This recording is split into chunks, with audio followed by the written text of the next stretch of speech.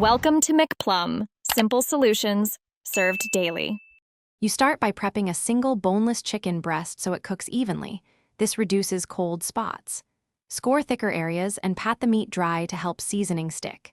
Season with salt, pepper, and a little oil for moisture. Massage briefly. Place the chicken in a microwave-safe dish with the thicker side toward the center. Once done with seasoning, cover the dish loosely with a vented lid or microwave-safe wrap so steam circulates but pressure doesn't build. You then cook gently to avoid rubbery texture by using medium power. Start at 50% power for 3 minutes to bring the center up without overcooking edges. Once done, flip the breast so heat redistributes. Make sure to rotate it if your microwave has hot spots.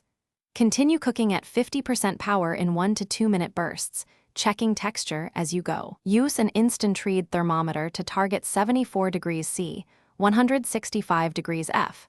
This step ensures safety and juiciness. You finish by resting the chicken for 3 to 5 minutes covered so carryover cooking finishes and juices redistribute. This makes slices moist and consistent.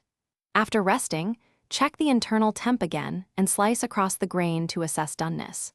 If it's slightly under, make sure to return it to the microwave at 30% power in short 30 to 60-second bursts until it reaches 165 degrees F. If it seems dry, rehydrate with a light sauce or a splash of broth before serving. Thanks for watching. Stay juicy and subscribe.